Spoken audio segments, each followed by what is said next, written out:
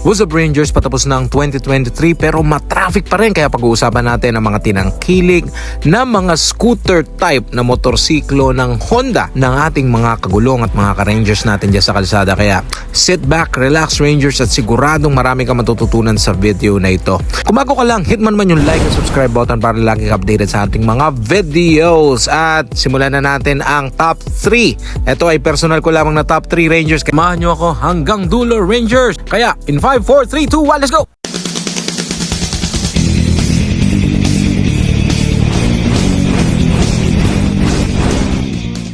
Unang-una po sa listahan Rangers, walang iba kundi ang Honda PCX na merong 160 version at may kulay pula na siya ngayon.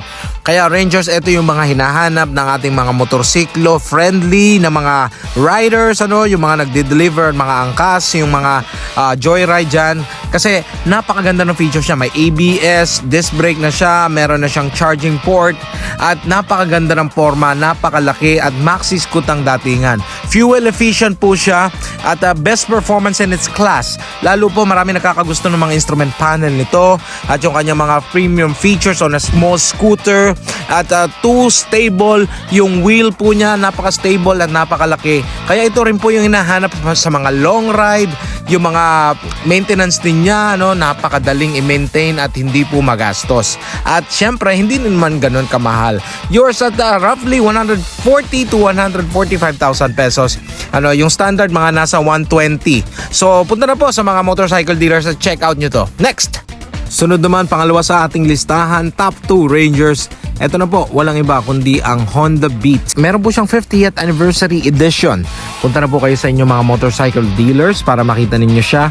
At nakakabilib ang U-Box 12 liters na po, at meron na po siyang charging na built-in. Ang ganda po ng kulay ng mga variants. Roughly 69,000 hanggang or 75,000, depende sa variant yan. Ang maganda rito Rangers, yung kanyang new body design with 3D emblem na po yan.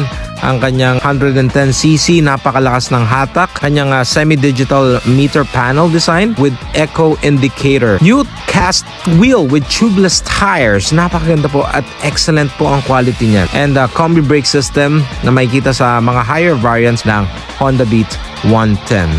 Fuel injection, kaya napakatipid. Ito po ang nanalo sa patipiran ng gas, around 63 kilometers per liter. Kaya sa pagdating po sa mga scooter, siya po ang nanalo patipiran. And side stand kill switch for our safety, and ang kanyang secured key shutter with new integrated seat opener, nakagaya po sa Honda Click. And napakaganda po ng kanyang design, at meron brake lock, tubeless na 90x90x14 at 80x90x14. Ang ganda ng mga kulay na ilalabas niya rito. Curb weight niya is 90 kilograms. Ang seat height is 742 millimeters, at ang pinakamaganda rito ay kanyang meron siyang kickstart. Alright, napakaganda po niyan Rangers. Kaya ano pang hinihintay natin? Check this out. Punta na po kayo sa mga motorcycle dealers ninyo at matutuwa kayo rito. At ang nanalo sa ating listahan, top 1 Rangers, walang iba hindi ang Honda Click 125 na may in-release ng version 3 Rangers. Nakakasabik talaga sa mga fanatiko ng mga motorsiklo dahil sa lahat ng 125cc category, ito ang may radiator. Kaya naman gustong gusto ito ng mga delivery riders, gusto ito ng mga daily commuters, gusto ito ng mga nag-short, long ride, mga enthusiasts dyan na tulang nila makatikim ng 125cc na may kakaibang performance. Ito na yun, walang iba kundi ang Honda Click 125. Yours at roughly 81,000 hanggang 85,000, depende po yan sa mga dealers. Kaya tingnan natin yung mga key features nito. Iba-ibang kulay, diba?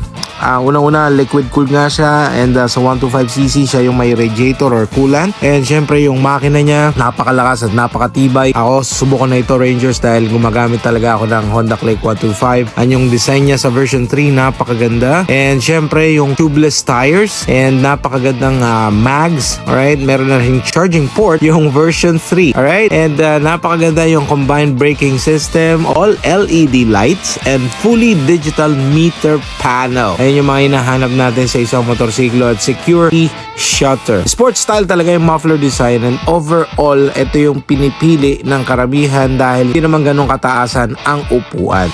Walang duda kaya maraming pumili ng Honda Click 125 ngayong taon dahil ganun pa rin ang performance at in-improve pa at dinagdagan ng mga features.